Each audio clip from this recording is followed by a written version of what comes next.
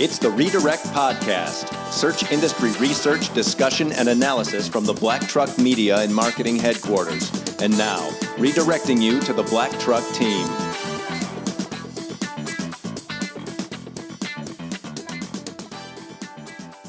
Welcome to episode 53 of the Redirect Podcast. It is Friday, August 10th, 2018. I'm Jason Dodge, founder of Black Truck Media and Marketing, joined this week by Ashley and Patrick from the Black Truck team. Hey, gang. Hello. Hey, what's going on? Happy Friday. Happy Friday. It's Friday. So it's been a couple of weeks since we were able to all actually really jump in and sit down and cover what's going on in the world of search. And since then, there have been some major updates. So the internet has come unglued over some things. So the major one being a Google algorithm update on August 1st. So it's in typical fashion of many SEOs or many internet marketers, there were quite a few that freaked out. Mm-hmm. And not saying that there weren't a series of ranking drops or improvements that you read about, but I think it's a general reminder and rule of thumb of ours, and actually quite a few other professionals that have come right out and said it, like, don't freak out. So tip, before we get into some details on this, don't freak out. Take note of the changes over the course of the next couple of weeks. It could take longer for, the dust to really settle, especially if you're in any one of these potential industry verticals that are being impacted the most. So wanted to share some things that we know about both official, non-official, from news sources as well as Google directly. This is very much a broad, global core algorithm update as confirmed by Google's Danny Sullivan. It is nicknamed the Medic Update, as it's impacted that industry the most. So I want to kind of outline what we know, and then Ashley, I know you were going to cover this topic too, so we can bat it back and forth a little bit. So it appears to be very much on health and medical-based sites that have seen the most impact from it, positive or negative, as well as those that are in the what is known as the YMYL category, or the Your Money, Your Life type sites. And that was an acronym, I think, 2013-ish. Google came out with. And that's a major component of the Google search quality guidelines that I spoke about last week. Yes. So if you're not familiar with the Google search quality guidelines and the update, please go listen to episode 52. Ashley did a great job with a deep dive there, and our show notes up. Yes, show notes are up from that too, so we'll link to those. But as Google puts it, these are sites. What are YMYL sites? Because some people don't know. It's not YOLO. It's YMYL. Those are sites or pages on a site that can impact your current or future well-being, physical, financial, safety, etc. So in other words, I kind of put that as life, death, and your future. Yeah. These are pages that are giving direction, kind of that ask and seek advice type on the health side, the financial side. These are also pages that are asking for personal information too. So that could be forms, that type of thing that are included in there. So it has been confirmed. So in kind of the last thing of what we know, it has been confirmed that the algorithm update is fully rolled out as of this week, like within the past day or two. Okay. So Danny Sullivan said this was on the, I think on the 3rd, there's a tweet out there of that they anticipated it to be rolled out next week, and that's hence this week here. So actually waiting a little bit to discuss this has helped, because then we're not kind of a bunch of hearsay. Yeah. So, what have you read on it so far? Yeah, I was seeing a lot of early speculation. So I think it began on August 1st, and maybe it wasn't really confirmed until the 3rd. Mm-hmm. But I saw a lot of early speculation that the update was connected to the recent changes to the quality rater guidelines. And then more specifically, Marie Haynes wrote a nice long piece. Real long piece. Specifically that she believes it's the effect of Google finding new ways to evaluate the Your Money, Your Life sites in terms of safety and trust was her big kind of takeaway there. And she shared some pieces that kind of talk right back to some areas of those quality rater guidelines that I didn't have a chance to really share about last week, but that were covered in Jennifer Slegg's deep dive that I had linked to. So Marie said, in this case, specifically if you run a diet or nutrition site, the following are all going to be important factors in how you rank. And I think these can apply to other sites too.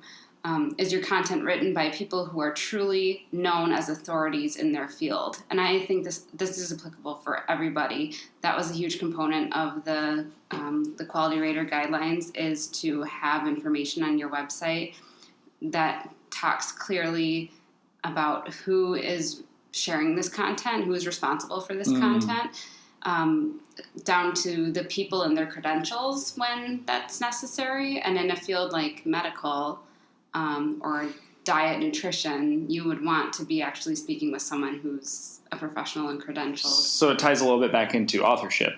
Yes, yeah. Which is something that was really big and then kind of went away. That was and now flash we're pan. Right. Yeah. So now are we seeing that come back?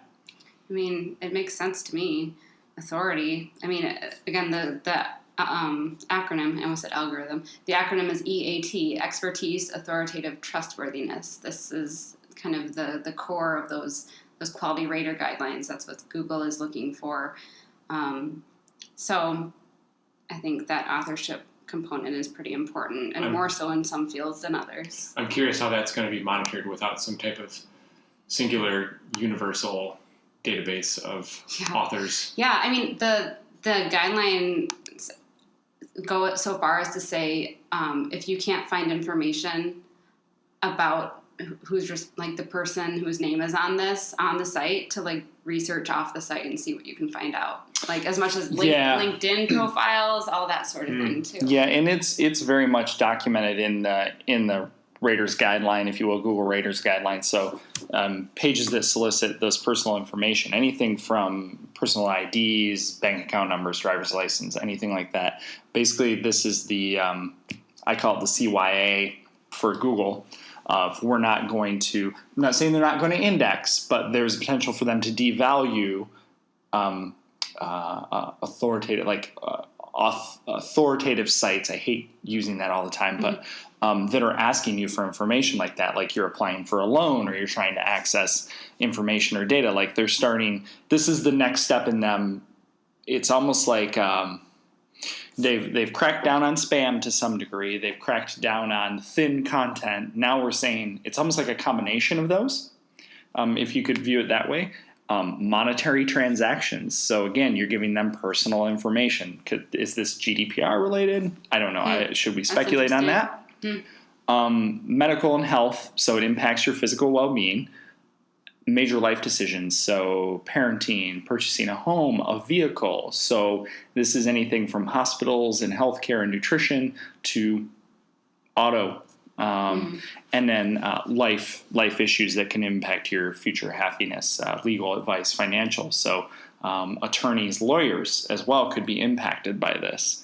I think it's an interesting one. There's a great Barry Schwartz, Search Engine Land, did a great deep dive as well and shared some information from Systrix on gains and rankings kind of with the update and those that saw losses. And it's more of what I picked out of this, it may not be right or wrong, but if you look at the ones that won versus the ones that lost, the ones that lost are certainly the ones that you look at that I think as a marketer we could look at and say, yeah, that feels a little spammy. When you look at when we're looking at the root domain.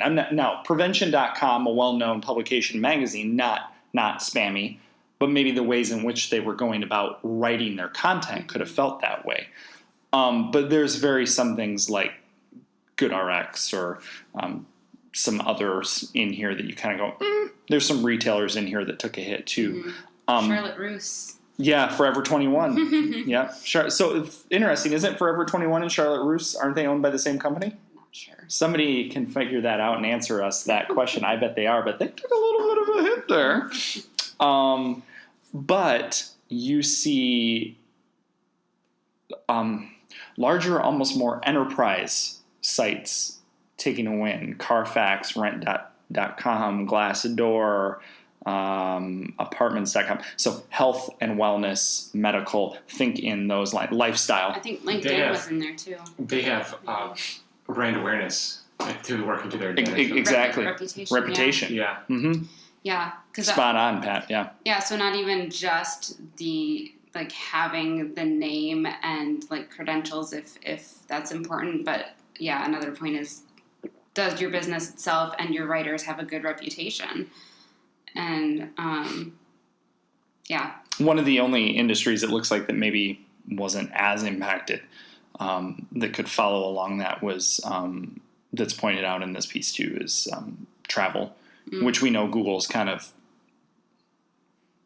how do I put it politely? There's no polite way to say it. Screwed that industry a little bit with their own concierge and things like that. We've talked about it before. I'm looking at Pat because I know he's booked direct and stuff from Google before. But that's really thrown that industry, much like jobs and recruitment has too. It's thrown that industry upside down. So there's certainly some interesting things there. So Rank Ranger is also quoted in here and sharing a bunch of information as to who's up, who's down, based on first match results. Anything from health, travel, gambling to, home goods and kind of who's up, who's down. So very, very interesting to see how this is going to roll out. I don't think we've seen anything here yet that states, any of our sites have been impacted, negatively by it. So,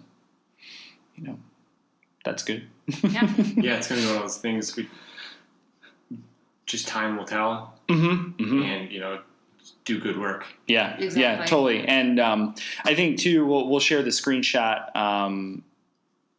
The Mozcast temperatures broken down by industry is really good. Dr. Pete outlined that. Health definitely gets hit. In Rank, it's health, vehicles, pet, beauty, hobbies. It just kind of goes through the gamut of who could be impacted the most by category. So some really great details. I think this algorithm, out of all of them, while there certainly were people freaking out for not having the insights like we had with Panda Penguin, like Google providing them directly, I think that the SEO community did a really good job of communicating and sharing information of what they know and stuff like that. So, yeah.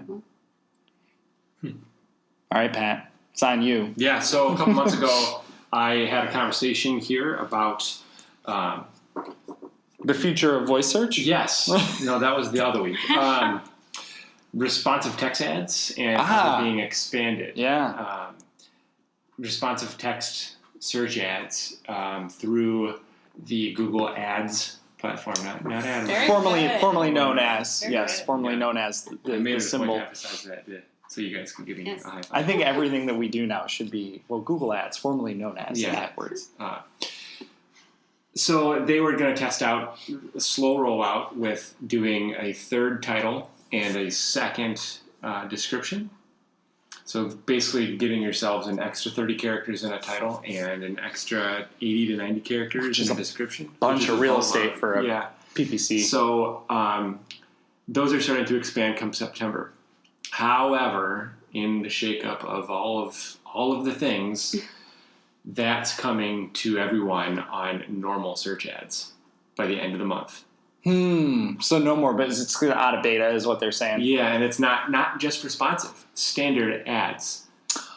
Oh. So here's the deal. So right now, for those that don't do PPC through Google Ads, when you create an ad, you're allowed 2 lines of 30 characters. So basically, you can't roll half of a word to the next line. That's your main headline that you're seeing up top, your bolded text. Yeah, but the 2 lines are usually separated by a space or a pipe between the two.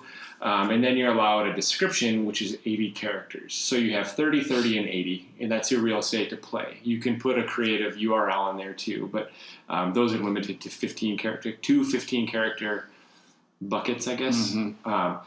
By the end of the month, you're going to be able to do 30, 30, 30 characters on your title. So 3 30-character titles and 2 90-character descriptions. So we're going from basically 60 characters a title to 90 characters a title, from 80 characters of description to 180 characters of description. And the approach originally when they first came out with it was more, at least what we've talked about before, was the machine learning aspect, and it was plug in your various title, plug in your various descriptions. They're going to mix and match based off of that's how the responsive ads work. Yep. Yeah, it was basically you make a menu, and then this machine learning will do if this then that kind of best match. You can prioritize and say, I would prefer this one with this one. Yeah. But so I have a few theories on what's happening here, and I think, again, this is just my opinion, and we all know how my opinions play out on these things. Google is opening up the doors to us marketers and ad creators to put the most valuable information forward about this page that we're trying to get viewers to go to in an effort to machine learn us more, so they can then improve organic results. We're almost creating, with this new expanded ad, we're creating almost a featured snippet. Yeah. It's almost enough characters. That's to the make characters. Our own, the extra room with characters. We can cram so much more pertinent and relevant information there. We can put more information like date runs and product variations that in the past we did it through site-like extensions and various things like that. Now it's right in the main meat and guts of it. So is Google reading that to us as the marketers, the PPC guys, telling them what the important information is, so then they can take that read and improve their organic search results. Interesting. Correlation isn't causation, but it could be. I mean, and we're not, certainly let's make sure we're not going on the record and saying PPC influences organic search, or PPC does not improve organic search. It can influence a user's interactions within organic search results. So it can, you've definitely seen cases where it will enhance. We could break that down. Now that's not this correct. No conversation though. But I really am looking forward to this expansion to see what I can do. I'm curious if there's going to be an old and a new version available to us, like legacy and new, so we can do some side-by-side, some A/B kind of stuff. Yeah, I mean, it's going to be interesting because we already have, if you have it enabled, and we've been playing with it with some accounts, you have the auto ad suggestions, and those are strictly machine learning. About 50-50 for me on the accounts that I manage in terms of those that I've been like, yeah, I can see that. Like, that makes sense. Right. The other half I've been like, ooh, that's not even close. So I think maybe to twist your point a little bit more, less on the organic side, and it's more on teaching the machine, your assisted machine learning in this case, on what the page is about, the relevancy, and how it's important to the user to then have them do the auto. Right. The auto do. Right. Auto do? That's technical. Yeah. Auto That's do. Auto build? Yeah. Right. So, auto do. I'm going to start utilizing You that. should do that. Yeah. So I think what's going to be challenging in filling out all this new character limit space, utilizing it to the best advantage that we can, is those pages that are light in content. Oftentimes, especially maybe in like a product based where it's image heavy or variation of the product heavy, coming up with a good 180 characters for a description could be difficult. Or if it's just an event, a lot of times event pages are just time and dates. How many different ways can you say beer fest or something like that? Right. So it's going to be a challenge that I think could really benefit things. I don't know how it's going to play out in the wild, from a desktop. They showed some examples like on desktop or mobile. I haven't seen any screenshots of what the double description looks like. Well, it certainly is going to impact mobile because right now most searches, depending on where you're at, if it's commercial intent, you're going to at least have to thumb up once to get to an organic ranking. They're all, your top spots are going to be all ads now. In a mobile environment, I have to imagine that could be certainly interesting. You're going to see more of the featured snippet-esque in the desktop. Yeah. Now, to your point too, the other side of it is how many people are actually going to embrace it and do it. Right. Hopefully, I would say the more competitive the industry, do it. Because there's going to be people that just aren't going to adopt it right away. I was going to ask if you don't have to fill up the space, I'm guessing. Right. But why it's an wouldn't optional you? thing. Exactly. Yeah. Right.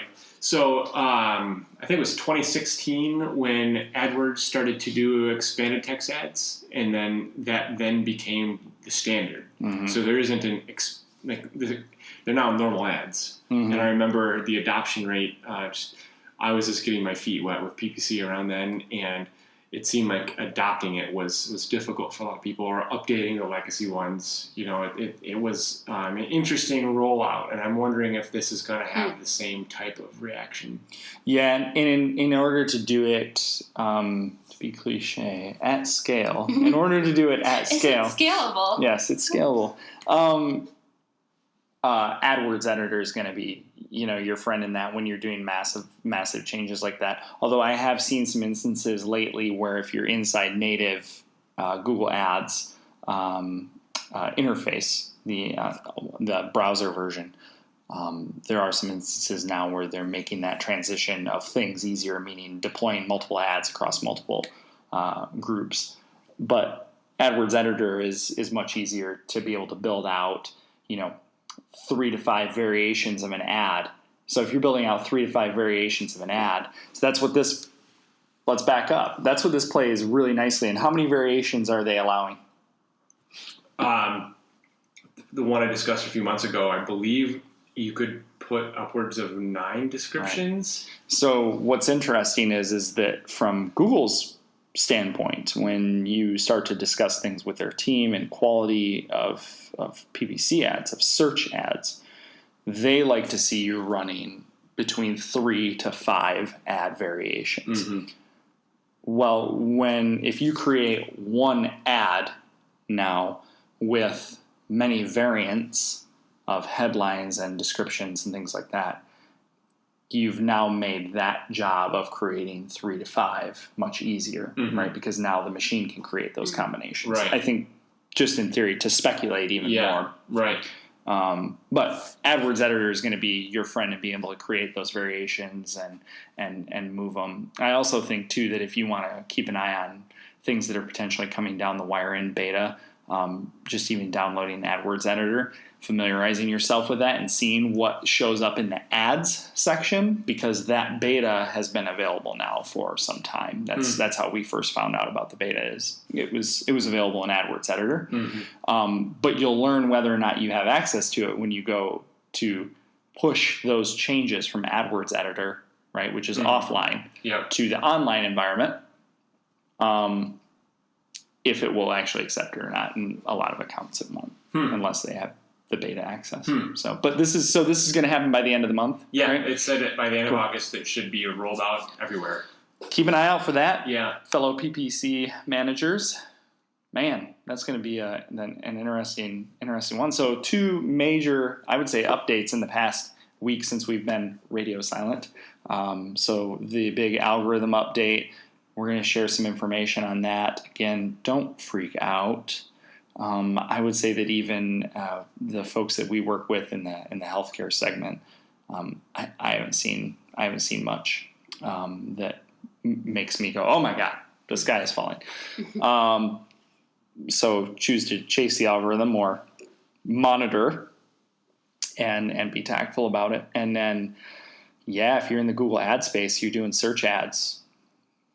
I think 2018 already, we've had a ton of changes in the ad space, and you need to stay on your toes if you are going to manage search ads properly. Right. You know, there's a cost involved in doing it.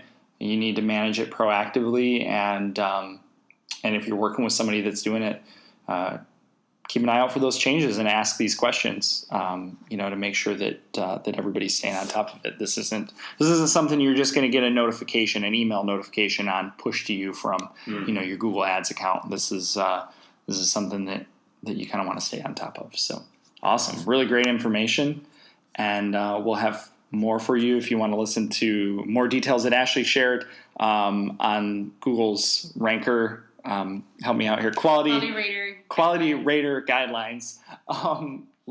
Jump back and listen to episode 52 of the Redirect podcast. And until next time, good luck.